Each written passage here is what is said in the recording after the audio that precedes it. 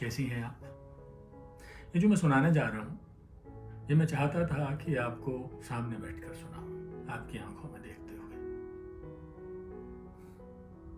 पर मुमकिन नहीं है, तो यहीं सही सुनिए। वो जिंदगी के मध्य कभी नहीं रुकी। जिंदगी हमेशा उसे निर्णय के पतले तार पर ला खड़ी करती है। वो हमेशा दौड़ती हुई निर्णय के पहाड़ से छलांग लगा लेना चाहती है और हर बार किनारे पहुंचते पहुंचते रुक जाती है। छलांग लगा लेने के बाद का संसार बिल्कुल नया है। वो अपरिचित संसार से भय खाती है।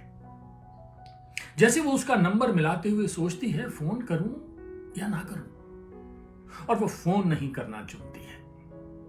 फोन करने से पहले वो जिए जा रहे अपने जीवन की आदी हो चुकी है। वो अंधेरे में कमरों की दीवारों को टटोल सकती है। उसे पता है कांच के चुभने का दर्द कितना होता है। उसे पता है जब मन भारी होने लगता है तो भागकर वो छत पर कितनी देर में पहुंचेगी। उसे पता है सिगरेट के आखिरी कश का स्वाद। पर उसे यह नहीं पता वो जब उसकी आवाज सुनेगी तो क्या कहेगी। अगर वो पूछ बैठेगा कि कैसी हो, तो क्या जवाब देगी। वो इसके लिए खुद को कभी तैयार ही नहीं कर सकी। कभी कभी उसकी इच्छा होती है बिन बताए सबसे दूर चली जाए। हर बार पर दरवाजे पर ठिठक जाती है, इस डर से कि कहीं सबको लगता है वो यहीं कहीं है, किसी कोने में दुबकी हुई है और कोई उसकी सुध ही ना ले।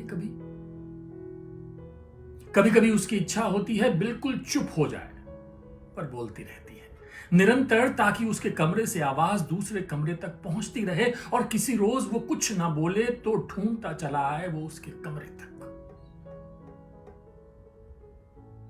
ऐसे ही वो अटकी रही हमेशा किसी निर्णय के बीच, कभी पुल पार कर जाने या लौट आने के बीच, किसी से कुछ कह देने या चुप रह जाने के बीच, किसी को खो देने या पा लेने के बीच। हम जीवन के अधिकांश समय सड़क के उस मोड़ पर खड़े रहकर किसी का इंतजार कर रहे होते हैं कि किसी रोज उसका इस मोड़ से गुजरना होगा।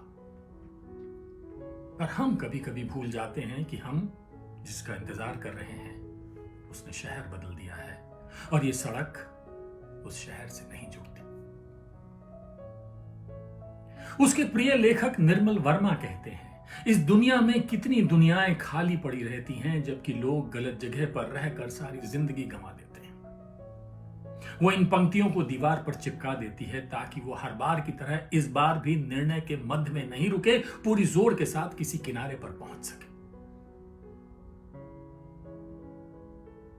वो इन दिनों चुप रहने लगी है। कहती है खुद को समेट रही हूं, बहुत बिखेर लिया खुद को दूसरे के लिए। अब किसी कोने में अकेले रहना ज्यादा सुख देता है। पहले जब चहकती फुदकती चिड़िया को देखती तो कहती ये मैं हूं, पर अब बुहार कर कोने में रखे गए सूखे जर्द पत्तों को अपनी हथेली पर रखकर कहती है टूटे हुए इन पत्तों को मैं किताबों के बीच रखना चाहती हूं, शायद वे इन कहानियों में फिर से जी उठे। वो सोच रही है इन दिनों बनारस घूमा है। लोग कहते हैं काशी में सांस लेने से आप सीधे जन्म मृत्यु के बंधन से मुक्त हो जाते हैं। क्या जीवन में रहते स्मृतियों से मुक्ति संभव है? क्या जीवन में हर पुल को ध्वस्त किया जा सकता है जहां से अतीत में किसी तरह की वापसी संभव ना हो? क्या स्मृतियों को पोंछकर कोरा स्लेट बनाया जा सकता है? ट्रेन की बगल वाली सीट पर बैठे अधेड़ उम्र के उस युवक से उसने पूछा, जिससे अभी अभी उसकी दोस्ती हुई थी। वो पेशे से लेखक था। वो बनारस क्यों जा रहा है, इसके जवाब में उसने कहा था कहानियां इकट्ठा करने। वो आश्चर्य में पूछ बैठी, क्या वो उसकी कही हर बात को कहानियों में ढाल लेगा? उसने मुस्कुराते हुए बर्टन रास्को का यह कथन दोहराया, a writer is working when he is steering out of the window.